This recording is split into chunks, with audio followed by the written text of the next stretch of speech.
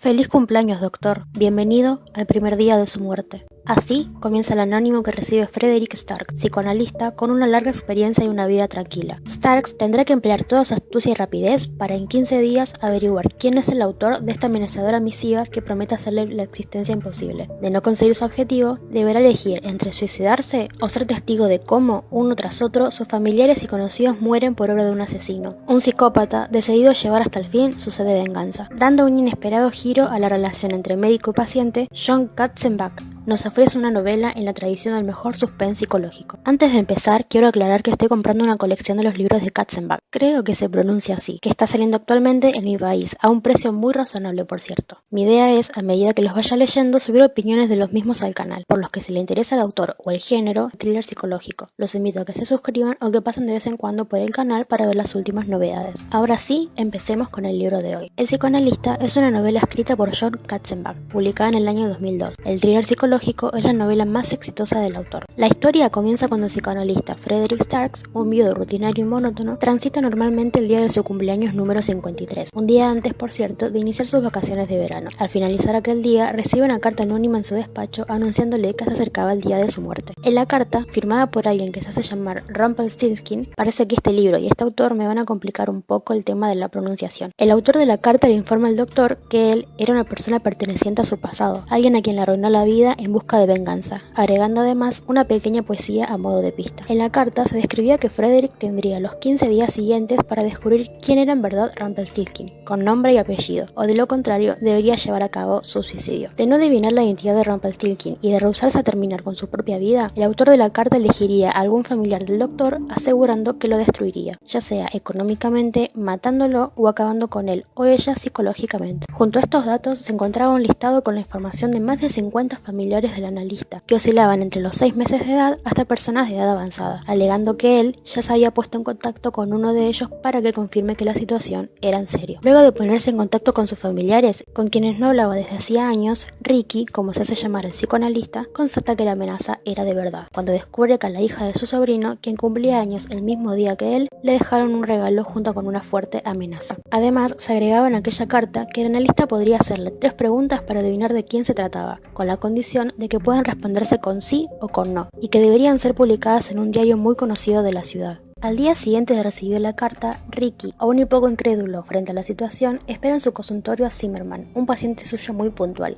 demasiado puntual tal vez, para llevar a cabo su última sesión antes de las vacaciones.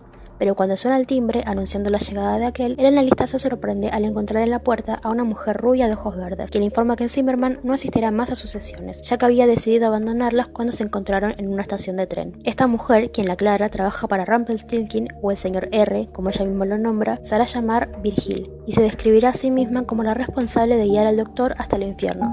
Para mí, Virgil lo llama señor R porque al igual que yo, no sabe pronunciarlo. Ricky, no muy convencido del paradero de Zimmerman, sale en su búsqueda y descubre que esa tarde un hombre se suicidó saltando delante del tren, acabando así con su vida. El analista confirmará que esto trataba de su paciente, sembrándole la duda, casi certeza, a Ricky, de que aquel no se había suicidado, sino que alguien lo había matado, a modo de mensaje para el doctor. Comenzará así esta especie de juego macabro en el que el doctor se verá obligado a participar, siendo él el único que se encuentra en posición de perder algo al finalizar el mismo. Cada vez más se verá acorralado por el famoso señor R, quien poco a poco va acabando con el doctor, tanto económicamente como profesional y psicológicamente. Nuestro protagonista se verá cada vez más acorralado y poco a poco irá perdiendo todo lo que construyó a lo largo de los años, mientras el tiempo de vida que le queda se acerca a su fin. A medida que irá intentando averiguar la identidad del señor R, el analista deberá comenzar a interrogarse si en verdad está dispuesto a ponerle fin a su vida, o de lo contrario, si sería capaz de vivir sabiendo que terminó con la vida de un familiar inocente. Mientras vamos avanzando en la historia, nos damos cuenta de que Rumpelstiltskin es un ser despiadado, quien no dudará en hacer lo necesario para llevar a cabo su fin, y veremos al protagonista luchar contra él, metafóricamente, contra sí mismo y contra su pasado que viene a atormentarlo. Se comienza a desarrollar así una especie de juego del gato y el ratón, o el perro y el sabueso. Quienes leyeron el libro entenderán la referencia, en el que cada vez las posibilidades de nuestro ratoncito se van haciendo más pequeñas. El libro está dividido en 3 grandes partes, las cuales a su vez se dividen en pequeños capítulos. En cada una de estas 3 partes se irán desarrollando diferentes facetas de la historia,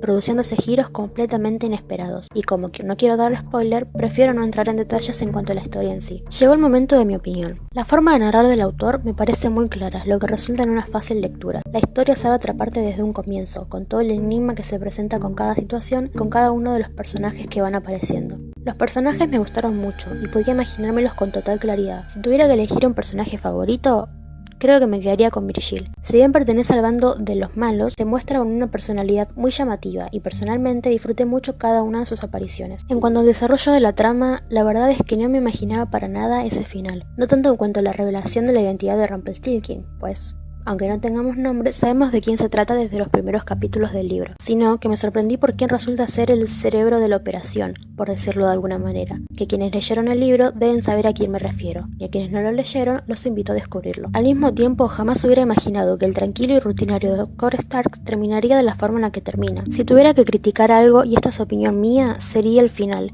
En lo personal, no me gustan los finales abiertos ni las tramas inconclusas, y considero que en este libro quedaron muchas dudas por resolver y muchos cabos sin atar. Tengo entendido que hace poco salió la continuación de este libro, o que pronto va a salir, titulada Jaque al psicoanalista, así que tal vez allí se resuelvan estos puntos a los que me refería. Si bien se desarrolla mediante un juego macabro y destinado a acabar con su vida, el señor R le dará una valiosa lección a Ricky, quien seguramente jamás volverá a ver ni hacer las cosas del mismo modo. Para finalizar, me gustaría conocer sus opiniones. Si lo leyeron, ¿les gustó? ¿Lo recomendarían?